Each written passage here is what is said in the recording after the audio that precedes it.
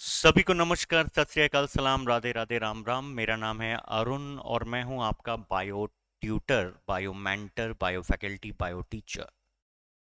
Biology हमारे exams में, जो वन डे एग्जाम्स में पूछे जाने वाले जो प्रश्न होते हैं वो कहाँ से आते हैं, किस टॉपिक्स को ज़्यादा पढ़ना चाहिए, आप कौन कौन से ऐसे चैप्टर्स हैं जिसके अंदर कुछ इम्पॉर्टेंट चीज़ें हैं, वो कौन कौन सी हैं, ये सारे प्रश्न अक्सर मुझसे पूछते हैं मेरे स्टूडेंट्स। और मैं हमेशा उनसे कहता हूँ कि आप जब भी तैयारी करें, मतलब जब भी आपका प्रिपरेशन का मूड आए कि मेरे को तैयारी करनी है, तो पहले ही दिमाग में लेकर आए कि हमारा टारगेट क्या है। उदाहरण के तौर पर, अगर आप एसएससी के लिए पढ़ना चाहते हैं तो एसएससी में भी कई सारे वेरिएशंस हैं, there are multiple variant. Example, क्या एसएससी में आप सीजीएल का प्रिपरेशन कर रहे हैं या सीएचएसएल का? क्या आप सीपीओ का प्रिपरेशन कर रहे हैं या एमटीएस का? अगर आप इन एग्जाम्स की प्रिपरेशन कर रहे हैं, इन अकॉर्डिंगली एसएससी के लिए हम प्रिपरेशन कर रहे हैं और एसएससी में हम इसमें से कौन सा पार्ट पढ़ रहे हैं, साथ ही साथ क्या हम रेलवेज का प्रिपरेशन कर रहे हैं, तो रेलवे के अंदर भी वेरिएशन है कि हम एनटीपीसी का प्रिपरेशन कर रहे हैं, ग्रुप डी के लिए जा रहे हैं, है ना। तो वहां पर पूछे जाने वाले प्रश्न, क्या हम एनडीए का प्रिपरेशन कर रहे हैं, क्या हम सीडीएस का प्रिपरेशन कर रहे हैं। तो पॉइंट ये आता है कि आपके एग्जाम्स के टारगेट के अकॉर्डिंग ही आपके प्रश्न बदल जाएंगे। आपसे पूछे जाने वाले वनडे एग्जाम्स के प्रश्न जो खास तौर पर लाइफ साइंस से संबंधित होंगे, बायोलॉजी से संबंधित होंगे, वो बदल जाएंगे। और हमारे मेन एग्जाम में, हमारे एग्जाम्स के अंदर कौन कौन से ऐसे चैप्टर्स हैं जो हमारे लिए अहम भूमिका निभाते हैं, कितना पढ़ना चाहिए। तो आइए सीधे सीधे चलते हैं। अकॉर्डिंग टू स्टडी, हमें, अगर हमारा टारगेट एसएससी सीजीएल है तो आपका एग्जाम का मोड कोई भी हो, मतलब आप कोई भी एग्जाम की प्रिपरेशन कर रहे हो, अगर आप क्लास 6th से लेकर क्लास 10th तक एनसीईआरटी को इग्नोर कर रहे हैं तो आपका सिलेक्शन बहुत दूर हो गया। आपका सिलेक्शन बहुत दूर हो गया। क्यों? क्योंकि एनसीईआरटी वो मेन रूट है, वो ब्लूप्रिंट है जिसके माध्यम से आप प्रिपरेशन कर सकते हैं, आप तैयारी कर सकते हैं। तो पहला टारगेट समझेंगे कि हमारा टारगेट क्या है, उसके अनुसार। मैं कभी अपने किसी भी क्लास में ये नहीं कहता कि आपको मार्केट से ये किताबें खरीद लें, इस तरीके की गाइड्स खरीद लें, ये प्रैक्टिस सेट ले आएं। मैं हमेशा कहता हूं कि अगर आपको अपनी पकड़ मजबूत बनानी है एग्जाम्स पर, चाहे वो जीएस का कोई भी पार्ट क्यों ना हो, तो आपको देखना पड़ेगा, पढ़ना पड़ेगा, समझना पड़ेगा NCERT from class 6 to class 10th। समझ रहे हैं? यानी कि हमारा जो बेस तैयार करेगी वो यही करेगी। और फिर practice set, continuous practice set लगाते रहेंगे, लेकिन उससे पहले कॉन्सेप्ट समझने पड़ेंगे। अच्छा, क्या सब पढ़ लें? क्लास 6 से लेके 10 तक हमारे पास 5 साल की किताबें हो गई, तो क्या हम सब पढ़ लें? उसमें कुछ महत्वपूर्ण चैप्टर्स हैं, जिन चैप्टर्स में से क्वेश्चंस आते हैं, हम उसी पर बात करेंगे। तो आइए मैं आपको ले चलता हूं जिस टॉपिक को, जिस सब्जेक्ट को मैं पढ़ाने वाला हूं उस पर। तो पहली चीज हम बात करते हैं जब जीएस के पोर्शन पर साइंस की, तो साइंस में एक बहुत प्यारा सा सब्जेक्ट है बायोलॉजी, जिसको हम लाइफ साइंस भी कहकर पढ़ सकते हैं। हम उसको लाइफ साइंस कहकर भी पढ़ सकते हैं। क्यों? क्यों? क्योंकि ये लिविंग ऑर्गेनिजम्स की स्टडी है। और एक चीज हमेशा ध्यान में रखनी है कि हमारा टारगेट क्या है।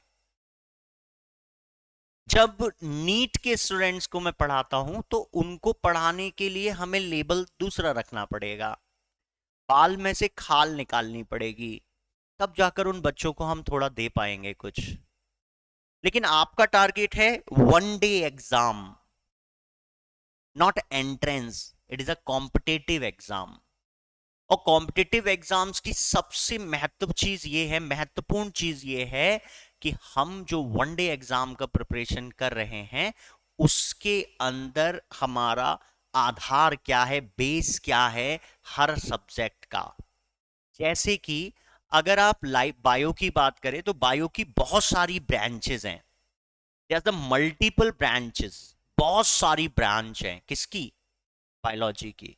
और उन ब्रांचेस में कौन कौन सी ब्रांच हमारे लिए इंपॉर्टेंट है, तो बायो में जूलॉजी यानी कि जंतु विज्ञान,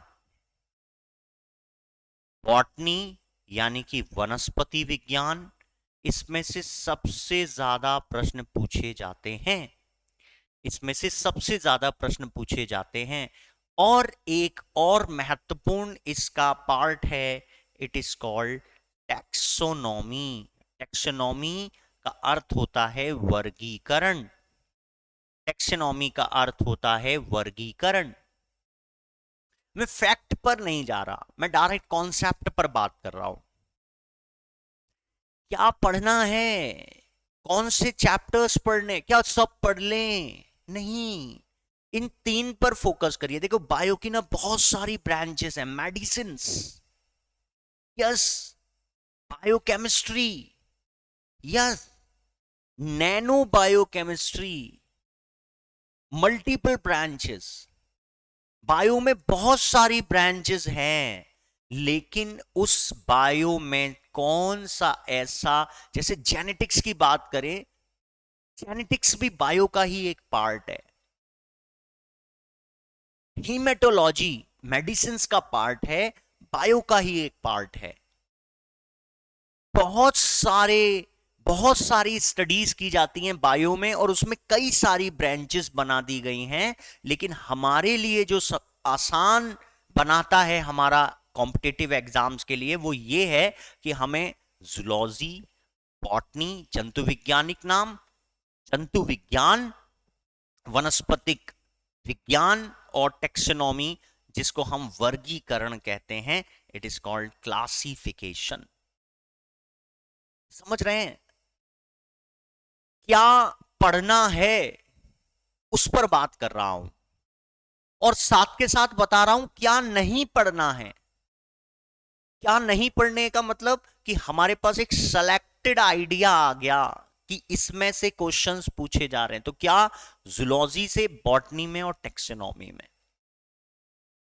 अगर मैं जीएस के सारे पार्ट्स पर बात करूं, हिस्ट्री, पॉलिटी, इकोनॉमिक्स, ज्योग्राफी और साइंस, तो साइंस में सबसे ज्यादा वेटेज दे रहा है बायोलॉजी, और बायोलॉजी में भी सबसे ज्यादा वेटेज दे रहा है जूलॉजी, जंतु वैज्ञानिक नाम। अच्छा, कुछ एग्जाम्स ऐसे हैं जिसमें टेक्सोनॉमी से रिलेटेड क्वेश्चन ज्यादा आते हैं, वर्गीकरण से, और खास तौर पर जैसे सीपीओ का जो लेवल होता है वो सीजीएल से थोड़ा सा ऊपर है। मैं कैसे समझूंगा? सीपीओ, फिर सीजीएल, फिर सीएचएसएल, फिर नीचे एमटीएस, ये है। तो ये जितना ऊपर जाएंगे क्वेश्चन का कॉम्प्लेक्सिटी उतनी बढ़ेगी, और जितना नीचे की तरफ आएंगे क्वेश्चंस की कॉम्प्लेक्सिटी उतनी कम होती जाएगी। मतलब जटिल क्वेश्चंस कम होंगे, साधारण क्वेश्चन ज्यादा पूछे जाएंगे। और रेलवेज के अंदर तो रिलेटिव क्वेश्चन ज्यादा पूछे जाएंगे, रिलेटिव क्वेश्चंस। सीधा प्रश्न क्या है? विटामिन सी की कमी से कौन सी बीमारी होती है? सीधा प्रश्न है। अब इसको रिलेटिव क्वेश्चन कैसे बनाएं? एक बालिका को विटामिन सी की कमी हुई, बताएं अब वो किस बीमारी से ग्रसित है। Relative question. रिलेटिव का मतलब क्या है? जो रिलेट करे, रिलेशन बनाए। समझ रहे हैं? मैं फिर कहता हूं, मत रटिए, याद भी मत करिए, समझ लीजिए। अगर आप समझ गए तो आपके लिए आसान हो जाएगा, आपके लिए आसान हो जाएगा। तो हम बात किसकी कर रहे हैं? हम बात कर रहे हैं बायो के उस पोर्शन की जिसमें से एग्जाम्स के लिए हमें तैयारी करनी है। तो पहली चीज मैं बात करूंगा कि बायो में क्या क्या चीजें हैं जिसके ऊपर सबसे ज्यादा हमें ध्यान रखना है। बायोलॉजी, जिसको हम जीव विज्ञान, देखो सबका अलग अलग प्रोनाउंसिएशन है। कोई कह रहा है biology, somebody says biology pronunciation, कोई कह रहा है biology. It is just a pronunciation, ये बोलने का एक तरीका हो सकता है। अब इसमें ये नहीं कह सकते कि इंग्लिश मीडियम वाले ये बोलते, हिंदी मीडियम वाले ये बोलते। सर सबका अपना अपना प्रोनाउंसिएशन है। आप किसी शब्द को हरियाणा में है, बोलने का तरीका बदल जाएगा, राजस्थान में है, बोलने का तरीका बदल जाएगा, बिहार में है, बोलने का तरीका बदल जाएगा। और वही बोलने का तरीका आपका प्रोनाउंसिएशन बनाता है, आपका उच्चारण बनाता है। आपका उच्चारण उसी से बनता है कि आप कहां से बिलोंग करते हैं। समझ रहे हैं? तो कोई बोलता है ना, मैं ऐसे बोल रहा हूं, क्या गलत तो नहीं है? आप कहां के हैं, आप कहां से, कहां निवास करते हैं। समझ रहे हैं? तो यहां पर हमने बोल दिया बायोलॉजी या बायोलॉजी, गलती दोनों में कुछ भी नहीं है। अब इस बायोलॉजी के मेनली टू ब्रांचेस पर हमें फोकस करना है। टू ब्रांचेस कौन कौन सी? द वन इज जूलॉजी, जिसको कहते हैं जंतु विज्ञान, जिसके फादर कहलाते हैं एरिस्टोटल, अरस्तु। और दूसरे हैं botany, Theophrastus. Theophrastus, the father of botany Theophrastus, father of zoology अरस्तु, फादर ऑफ बायोलॉजी अरस्तु। India fourth, near about fourth century, चौथी सदी। आप समझ रहे हैं? शुरुआती समय पर जब ज्ञान का इतना विकास नहीं था, इतने विषय नहीं थे, तो बहुत सारे विषय आपस में कंक्लूड थे, जिसे हम नेचुरल साइंस कहते हैं। Natural science. आप जब छोटी क्लासेस में थे, प्राइमरी एजुकेशन तक थे, तो आपके पास ज्यादा किताबें डिस्ट्रीब्यूट नहीं थी। ऐसा नहीं होता कि हिस्ट्री की बहुत सारी किताबें हैं या साइंस की बहुत सारी किताबें हैं या इंग्लिश की बहुत सारी किताबें। एक ही किताब में बहुत सारी चीजें जुड़ी हुई हैं। और जैसे जैसे हमारा स्टैंडर्ड बढ़ता है, एजुकेशन स्टैंडर्ड बढ़ता है, क्लास स्टैंडर्ड बढ़ता है, हमारा स्कूल एकेडमिक स्टैंडर्ड बढ़ता है, डिस्ट्रीब्यूशन एंड वेरिएशन आने लगते हैं। यस, एक समय तक फिजिक्स, केमिस्ट्री, बायोलॉजी एक ही किताब में था। जब हम आगे जाते हैं, 10th क्लास से आगे जाते हैं, तो फिर डिस्ट्रीब्यूट होना शुरू हो जाते हैं। पहले एक ही सब्जेक्ट चल रहा था साइंस, फिर डिस्ट्रीब्यूट हो गया physics, chemistry, biology. And after that जब आप ग्रेजुएशन में जाते हैं तो बायो को भी और डिस्ट्रीब्यूट कर दिया गया, बायो को और डिस्ट्रीब्यूट कर दिया गया। और जब आप एमएससी लेवल पर जाते हैं, मास्टर्स पे जाते हैं, तो उसके अंदर जूलॉजी को भी अलग अलग खंड में बांट दिया गया, अलग अलग डिपार्टमेंट में बांट दिया गया, अलग अलग स्ट्रीम्स में बांट दिया गया। जैसे जूलॉजी में एमएससी करने वाला, मास्टर्स करने वाला, कोई ले रहा है वाइल्ड लाइफ, कोई ले रहा है एंटोमोलॉजी, कोई ले रहा है फिशरीज। यस, अलग अलग डिस्ट्रीब्यूट कर दिया गया। और जब ये डिस्ट्रीब्यूशन बढ़ता है तो उसमें चीजें वेरिएशन में जाने के साथ साथ स्पेसिफिक हो जाती हैं, विशेष हो जाती हैं। लेकिन हमें जो चीज पढ़नी है वो क्या पढ़नी है? जर्नल।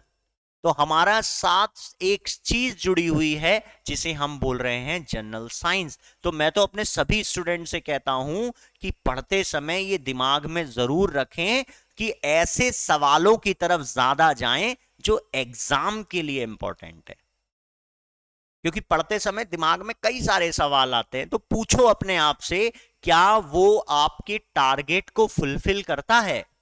वैसे आपकी इच्छा है, आप दुनिया भर की चीजें पढ़ लीजिए, कोई नहीं रोक रहा, अच्छी बात है, पढ़िए। पढ़िए जेनेटिक्स, पढ़िए क्रोमोसोमल फंडामेंटल, पढ़िए हीमेटोलॉजी, सब कुछ पढ़िए। कई लोग तो मेडिकल रिपोर्ट्स भी पढ़ते हैं, पढ़िए, कोई नहीं रोक रहा। लेकिन टारगेट क्या है?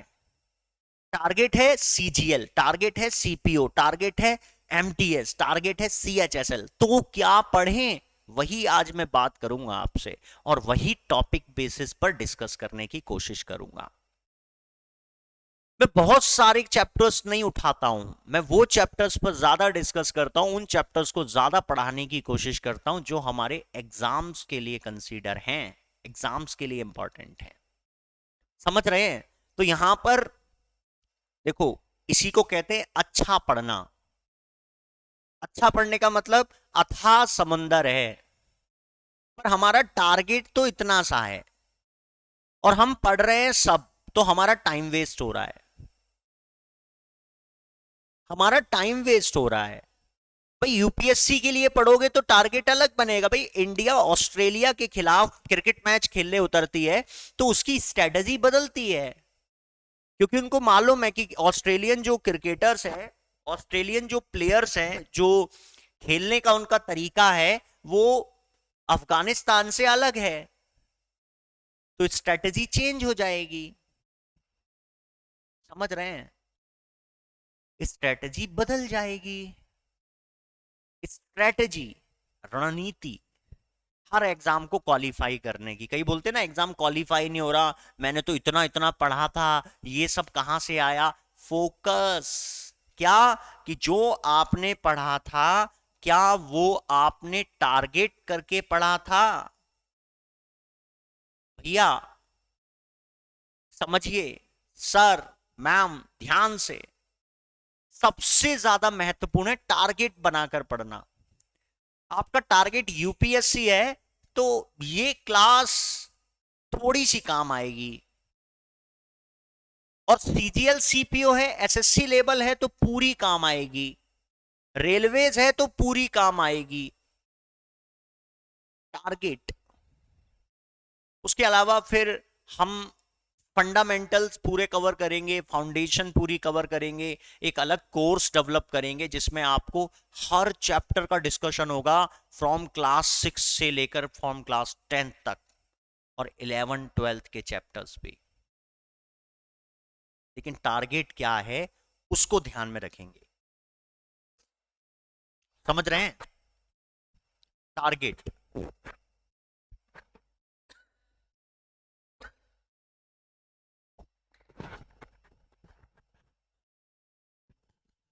यस। यहां पर हम बात कर रहे हैं किसकी? हम बात कर रहे हैं अपने सब्जेक्ट की। The one is general science. General science में बायोलॉजी में दो डिफरेंट पार्ट हैं, दो डिफरेंट सब्जेक्ट हैं। The one is a zoology, second is botany. और एक चीज और ध्यान रखेंगे कि इन दोनों के मध्य में ही क्लासिफिकेशन भी आता है जिसको हम बोलते हैं टैक्सोनॉमी। नॉमी का मतलब ही होता है नामकरण। नॉमी, नॉमी का मतलब होता है नामकरण। लॉजी, लॉजी का मतलब होता है स्टडी।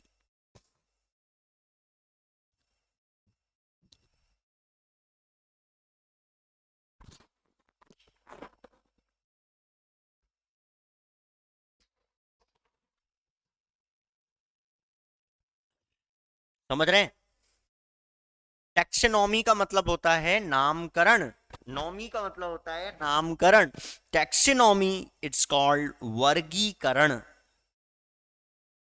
क्लासिफिकेशन, जिसको हम बोलते हैं वर्गीकरण।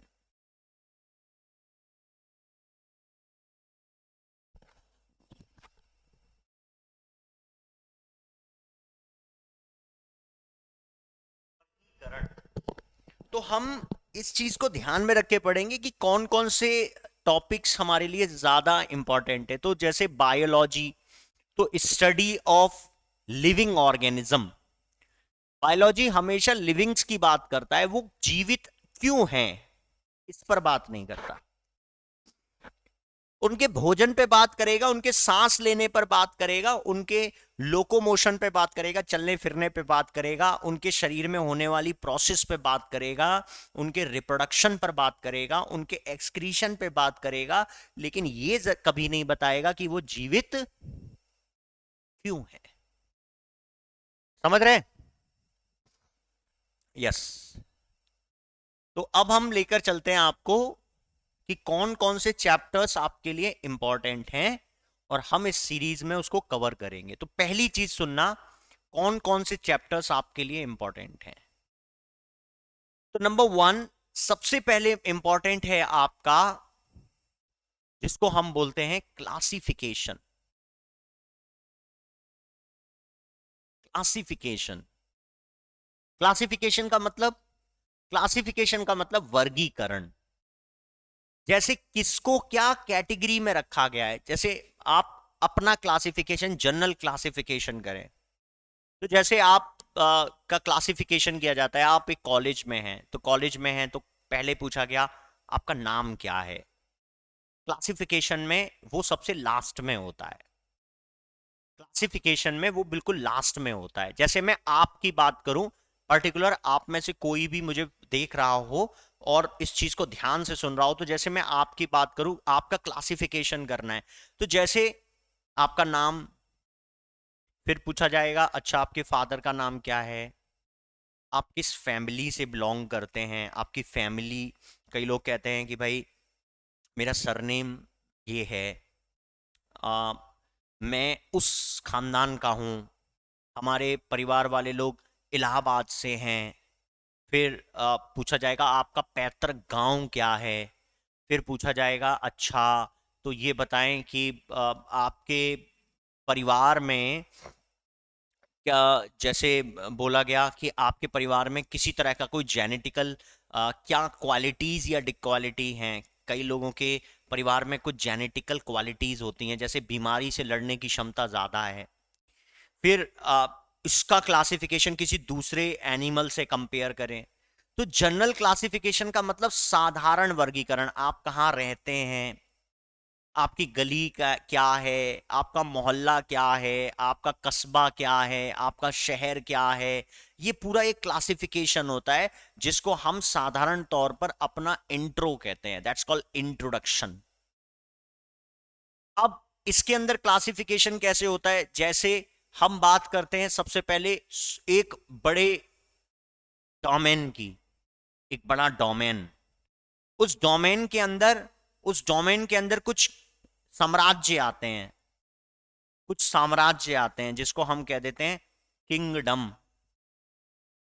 अब कोई चीज ऐसी होगी जो इससे संबंधित होगी तो वो इसके अंदर आ जाएगी। ये वेन डायग्राम से समझा रहा हूं मैं आपको। हो सकता है इसमें दो ही हो सकता है इसमें एक बड़ा एक छोटा किंगडम हो सकता है इसके अंदर 3 हो। फिर इस अंदर चले जाएं तो अंदर भी कुछ क्लासिफिकेशन अलग अलग, मतलब उसका संबंध सिर्फ इससे हो। और फिर धीरे धीरे धीरे धीरे हम इसको इसको ऐसे समझ सकते हैं कि फिर इसके अंदर भी और डिस्ट्रीब्यूशन हो सकता है, उसको हम बोलते हैं क्लासिफिकेशन। क्लासिफिकेशन का मतलब क्या होता है, वर्गीकरण। एग्जाम्पल के तौर पर अगर हम ह्यूमन का क्लासिफिकेशन करें तो हम उस ह्यूमन के क्लासिफिकेशन में ये सारी चीजों को कंसीडर करेंगे। क्या बोलेंगे कि भाई उसका डोमेन क्या है, उसका डोमेन क्या है, उसका साम्राज्य क्या है, मतलब उसका उसका किंगडम क्या है, उसका किंगडम क्या है। किंगडम का मतलब क्या हो जाता है, किंगडम का मतलब है उसका साम्राज्य क्या है या उसका जगत क्या है।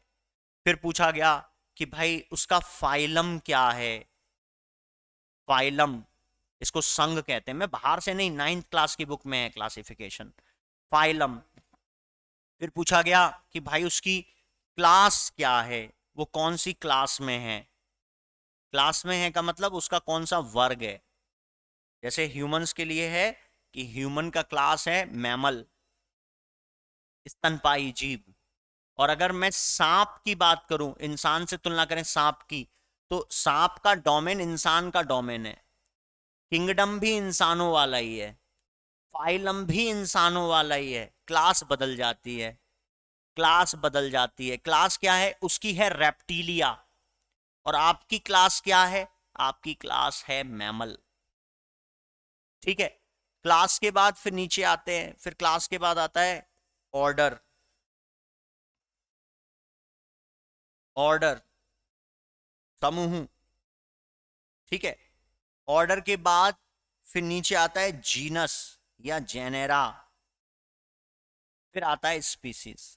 तो बहुत सारे एग्जाम्स ऐसे हैं जिसके अंदर उसके क्लासिफिकेशन से रिलेटेड क्वेश्चन पूछे जाते हैं। जैसे पूछ लेगा मोर का जंतु वैज्ञानिक नाम क्या है, तो दो चीजों से मिलकर बनेगा, इससे और इससे।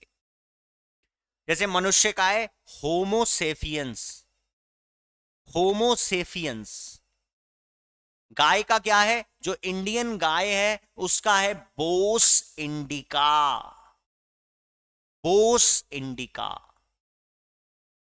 समझ रहे हैं। तो ये क्या है, जीनस एंड स्पीसीज। वो मैं आपको क्वेश्चन सीरीज एमसीक्यूज कराऊंगा, तब आप और अच्छे से इसको समझ पाएंगे। जो लोग लगातार पेपर देते हैं उनको समझने में आसानी होती है, इसीलिए बोलता हूं प्रैक्टिस सेट लगाना बहुत जरूरी है। तो क्लासिफिकेशन से रिलेटेड कुछ क्वेश्चंस पूछे जाते हैं, और क्लासिफिकेशन में ये सारी चीजों का हमें ध्यान रखना होता है। क्लासिफिकेशन से रिलेटेड क्वेश्चंस आपके एग्जाम में पूछे जाते हैं। क्लासिफिकेशन, जिसको हम कहते हैं वर्गीकरण। समझ आया। क्लासिफिकेशन, क्लासिफिकेशन बहुत छोटा सा एक कंटेंट है, 9th क्लास 10th क्लास में क्लासिफिकेशन से रिलेटेड क्वेश्चंस हैं। बताया गया है कि इसको कैसे रखा गया। जैसे आम है, आम का क्लासिफिकेशन करना है, तो आम का फाइलम क्या है, कौन से संघ में आता है, इसकी क्लास, उसका इसकी फैमिली कौन सी है ना। जैसे कि आपको पता है कि तरबूज और खरबूजे दोनों एक ही फैमिली के हैं, वहीं पपीता और आम अलग अलग फैमिली के हैं। समझ रहे। जैसे दालें, तो दालों की एक ही फैमिली है।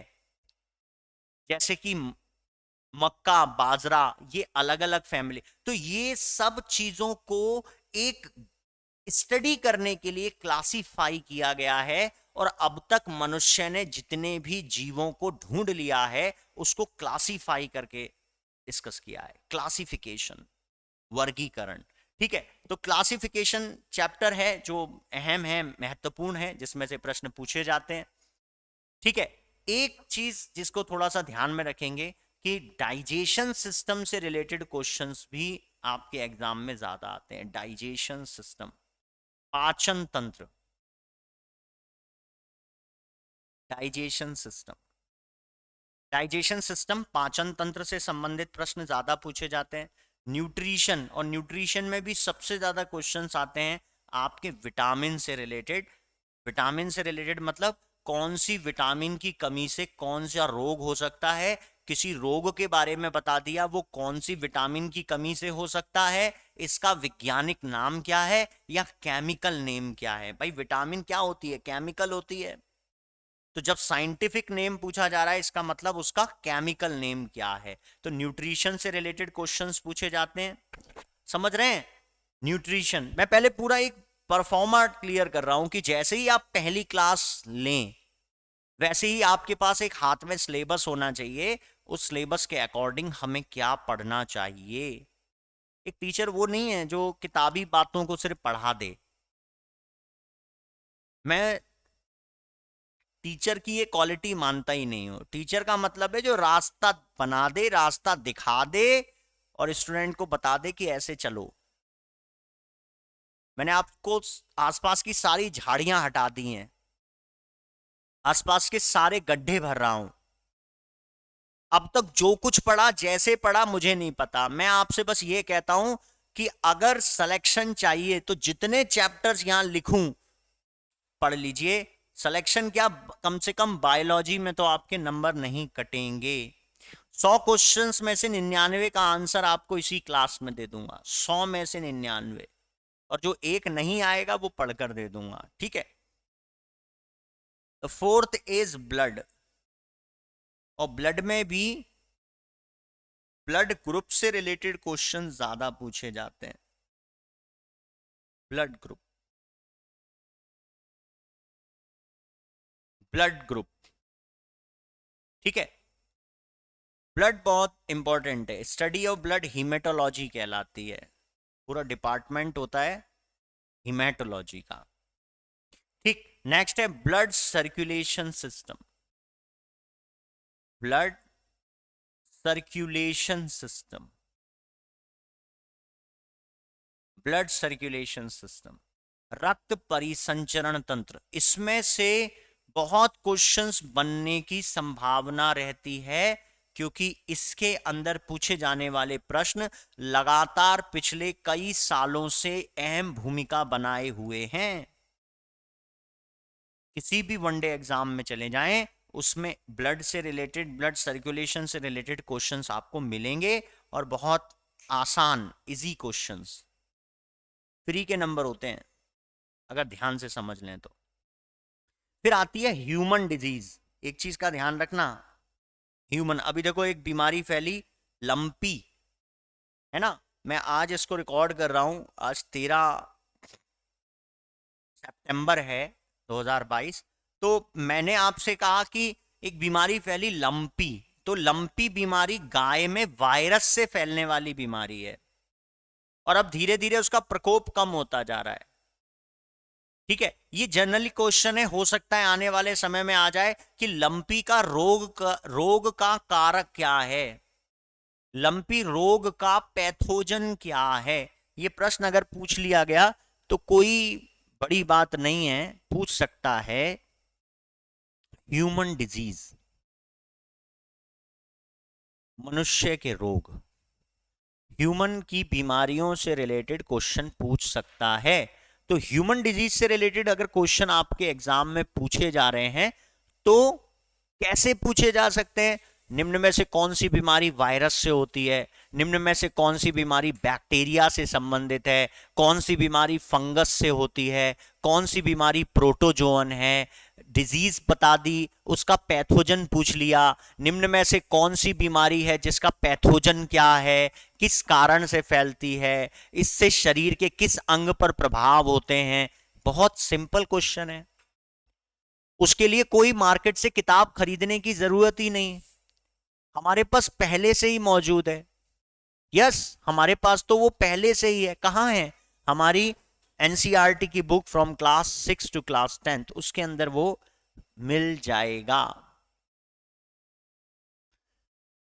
सेल, कोशिका, plant cell, animal cell, types of cell, prokaryotic cell, eukaryotic cell, divisions of cell, difference of cell, cells fundamental, cell structure, cell के ऑर्गेनल, किसने किसकी खोज की, कौन से सन में खोज की गई, ये किससे संबंधित है, हिस्टोरिकल बैकग्राउंड। जनरल क्वेश्चन है, बाहर जाने की जरूरत ही नहीं है, आपकी 8th क्लास 9th क्लास में ये इससे रिलेटेड कंटेंट है, ठीक है। सेल पढ़ लो।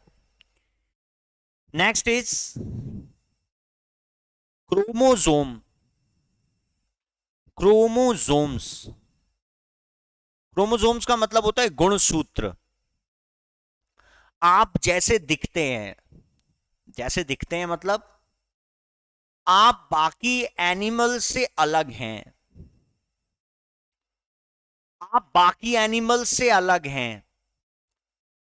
शेर अलग दिखता है, बिल्ली अलग दिखती है, बोलते बिल्ली और शेर एक ही परिवार के हैं लेकिन अलग दिखते हैं, क्योंकि उसका क्रोमोसोम स्ट्रक्चर डिफरेंस है, उसके जीन्स अलग है। किसी की आंखों का रंग भूरा होता है, किसी की आंखों का रंग हरा होता है, किसी की आंखों का रंग नीला होता है, किसी की आंखों का रंग काला होता है। और ये सब चीजों का डिफरेंस, आपके बाल किसी के घुंघराले होते हैं, किसी के स्ट्रेट होते हैं, किसी का जल्दी झड़ जाते हैं, किसी के बाल ज्यादा होते हैं, किसी के बाल शरीर पर कम होते हैं, किसी की हाइट ज्यादा होती है, किसी की हाइट कम होती है। ये सब चीजें किस पर निर्भर करती हैं? क्रोमोसोम पर। कोई पुरुष है, कोई महिला है, और कोई थर्ड जेंडर है, ये सब किस पर निर्भर करती है? क्रोमोसोम पर। तो दो डिसऑर्डर्स होते हैं, एक होता है क्रोमोसोमल डिसऑर्डर, एक होता है जेनेटिकल डिसऑर्डर। एक होता है क्रोमोसोमल डिसऑर्डर, एक होता है जेनेटिकल डिसऑर्डर। इन दोनों के बारे में हम इसमें पढ़ेंगे। इसको हिंदी में कहते हैं गुणसूत्र। गुणसूत्र, आपकी क्वालिटी का फॉर्मूला, आपकी क्वालिटी का फॉर्मूला। नेक्स्ट, समझ आ रहा है? Next is skeletal system. Human physiology का एक और चैप्टर, स्केलेटल सिस्टम, जिसको हम बोलते हैं कंकाल तंत्र। कंकाल तंत्र, कंकाल समझ रहे हैं? यस, हमारा फ्रेम। इस पृथ्वी पर बहुत सारे एनिमल्स ऐसे होते हैं जिनका स्केलेटल उनको अलाउ करता है कि वो अपने आकार को कैसा भी कर लें, वो अपने शरीर को कैसा भी कर लें, उनका स्केलेटल अलाउ करता है। हमारे शरीर के अंदर स्केलेटल सिस्टम बाकी एनिमल से अलग कैसे है? स्ट्रक्चरल बेसिस, डायग्राम के बेसिस पर, प्रेजेंटेशन के बेसिस पर जितना आसानी से समझा सकता हूं समझा दूंगा। किताब में तो सब लिखा है, उसमें से एब्स्ट्रैक्ट करके क्या इंपॉर्टेंट है और कहां तक प्रश्न पूछे जाते हैं, हम इस पर डिस्कस करेंगे, चर्चा करेंगे। Next is nervous system. Nervous, तंत्रिका, तंत्र, तंत्रिका, तंत्र, नर्वस सिस्टम। समझ रहे हैं? नर्वस सिस्टम, तंत्रिका तंत्र। आपका शरीर नियंत्रण में है आपके शरीर के एक अंग के द्वारा।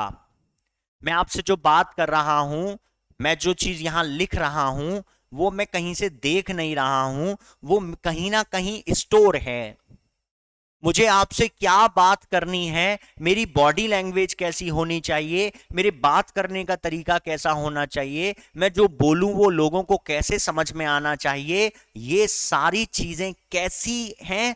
कंट्रोल्ड हैं, और ये नियंत्रित होती हैं दिमाग के द्वारा। Practice make a man perfect, practice make a human perfect. एक मनुष्य को परफेक्ट बनाता है प्रैक्टिस। मेरा पिछले 9 से 10 साल का टीचिंग एक्सपीरियंस मुझे यही सिखाता है कि जितना ज्यादा एक ही चीज को जब आप ज्यादा बार प्रैक्टिस में लाते हैं, आपके पास बहुत सारी चीजें उससे संबंधित, आपके मस्तिष्क में उससे संबंधित बहुत सारे नॉलेज, बहुत सारे इमेजेस, बहुत सारे डायग्राम्स, बहुत सारी इंफॉर्मेशन दिमाग में आ जाती हैं। मैं आज किसी चैप्टर का नाम बोलता हूं, वो चैप्टर मेरे ब्रेन में पूरी तरीके से खुल जाता है। मैंने चैप्टर का नाम बोला, मेरे दिमाग में तुरंत पॉइंट आ गए, डॉट डॉट डॉट डॉट, ये चीज मुझे पढ़ानी है। जैसे ही मैंने बोला स्केलेटल सिस्टम, मेरे दिमाग में स्केलेटल सिस्टम का फोल्डर ओपन हो गया और मुझे पता चल गया मुझे ये चीजें पढ़ानी है। Go through the point. हमारे जीवन में जो कुछ भी घटनाएं घट रही हैं, जो हमारी यादों में हैं, हमारी भावनाओं से संबंधित हैं, हमारी इच्छाओं से संबंधित हैं, तत्कालीन हैं। सोने का तरीका, बैठने का तरीका, खाना खाने का तरीका, चलने का तरीका, देखने का तरीका। कई लोग देखते हैं तो ऐसा लगता है घूर रहे हैं। Got the point? आंखें तो सिर्फ इनपुट डिवाइस हैं, ये जो कैमरा लगा है ये तो इनपुट डिवाइस है, कंट्रोल ये कंप्यूटर सिस्टम से हो रहा है। अगर मैं वहां से इसको डिसेबल कर दूं तो सामने कैमरा होते हुए भी मेरी फोटो आप तक नहीं पहुंचेगी। आंखें तो सिर्फ इनपुट डिवाइस हैं, देखता हमारा दिमाग है। जैसे कि आप में से कई लोग इस समय भी ये चीज फोकस करेंगे कि अगर आप मेरी बात को ना सुनना चाहें तो कान होते हुए भी आपका दिमाग पूरी तरीके से सक्रियता से मेरी बात को नहीं सुनेगा। तो यहां पर हमने क्या बोला, नर्वस सिस्टम। तो नर्वस सिस्टम से संबंधित प्रश्न पूछे जाते हैं। नर्वस का मतलब होता है तंत्रिका, तंत्र, समझ पा रहे हैं। और बॉटनी के कुछ कंटेंट आते हैं इकोलॉजी में। इकोलॉजी, इको का मतलब होता है एनवायरमेंट, पर्यावरण, इकोलॉजी। तो ये सारी चीजों का डिस्कशन, और साथ ही साथ मैंने आपको पहले ही बोल दिया कि यहां पर कुछ चीजें ऐसी होंगी जो इसके अंदर ही छुपी हुई हैं। पढ़ाने के लिए बहुत सारे चैप्टर्स हैं, पढ़ाने के लिए बहुत सारे चैप्टर्स हैं।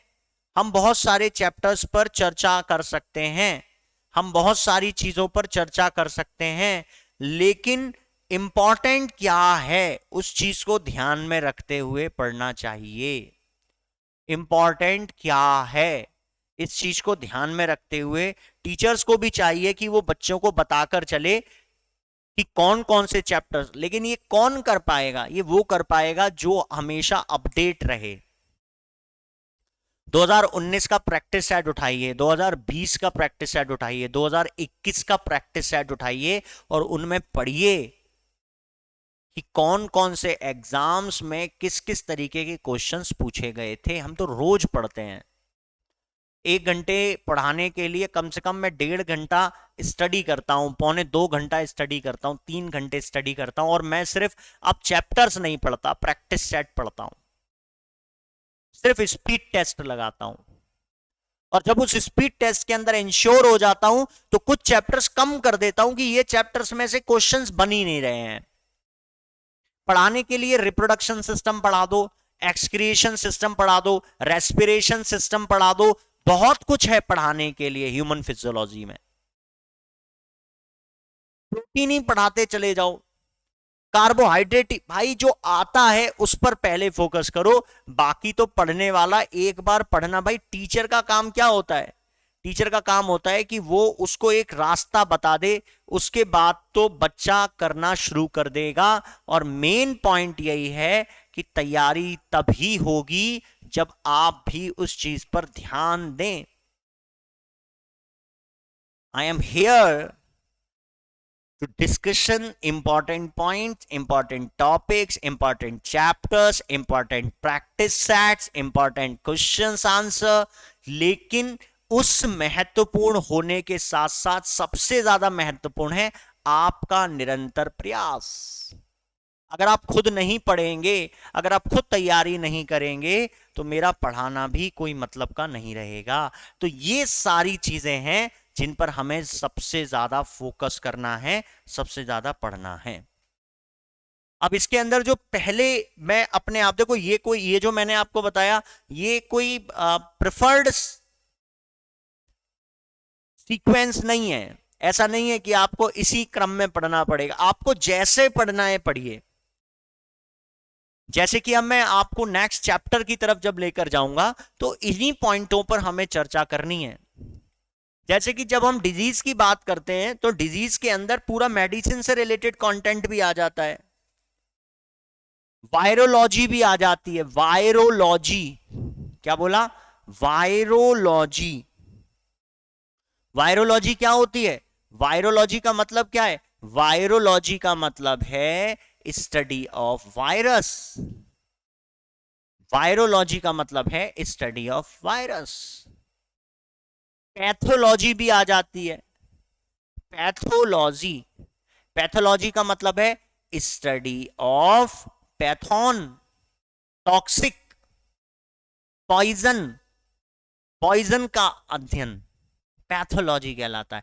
तो ये सब भी बायो की शाखाएं तो हैं, लेकिन आपको फोकस करके चलना है कि max to max question is related to zoology, जंतु विज्ञान। और देखो ये जंतु विज्ञान से संबंधित चैप्टर ज्यादा हैं। बॉटनी, वनस्पतिक विज्ञान, वनस्पतिक विज्ञान में क्या क्वेश्चन ज्यादा पूछे जाते हैं? डिविजन्स पूछ लेगा आपसे। निम्न में से बताइए कौन सा प्लांट ब्रायोफाइटा से संबंधित है? पादप जगत का वो कौन सा, पादप जगत का वो कौन सा हिस्सा है, पादप जगत का वो कौन सा भाग है, पादप जगत का वो कौन सा किंगडम है, पादप जगत का वो कौन सा डिवीजन है जिसको एम्फीबियन कहा जाता है? एम्फीबियन, उभयचर, जिनका जीवन पानी से शुरू होता है और जमीन पर आ जाते हैं वो। Answer is bryophyta. समझ रहे हैं? स्टडी ऑफ फ्लावर, फूलों का अध्ययन, फोटोसिंथेसिस, पॉलिनेशन, ये सब किसका हिस्सा है? ये सब इसका हिस्सा है। और जब हम बात करते हैं क्लासिफिकेशन की, जिसको हम टेक्निकली क्या बोलते हैं? टेक्निकली बोलते हैं, जो मैंने यहां लिखा है, टैक्सोनॉमी। क्या बोलते हैं? टैक्सोनॉमी। टैक्सोनॉमी, वर्गीकरण। समझ रहे हैं? तो पढ़ें वो जो बेहद इंपॉर्टेंट है। पढ़ने के लिए तो बहुत चैप्टर्स हैं, प्रायोरिटी पे रख लीजिए, हाईलाइटेड कर लीजिए, इन चैप्टर्स को पढ़िए, इनको ऐसा पढ़िए कि फिर दोबारा से आपके एग्जाम में जितने भी प्रश्न इन चैप्टर से संबंधित आए, आपके कोई भी प्रश्न गलत, आंसर गलत नहीं होना चाहिए। समझ रहे हैं? यस, यहां पर ये सारी चीजें आपके एग्जाम्स के लिए बेहद इंपॉर्टेंट है। तो हम नेक्स्ट क्लास से स्टार्ट करेंगे आपके बायो के वो चैप्टर्स जो आपके लिए बेहद इंपॉर्टेंट हैं, पॉइंट टू पॉइंट हर चैप्टर को, with help of the diagram and presentation. Thank you very much. आपका दिन शुभ हो।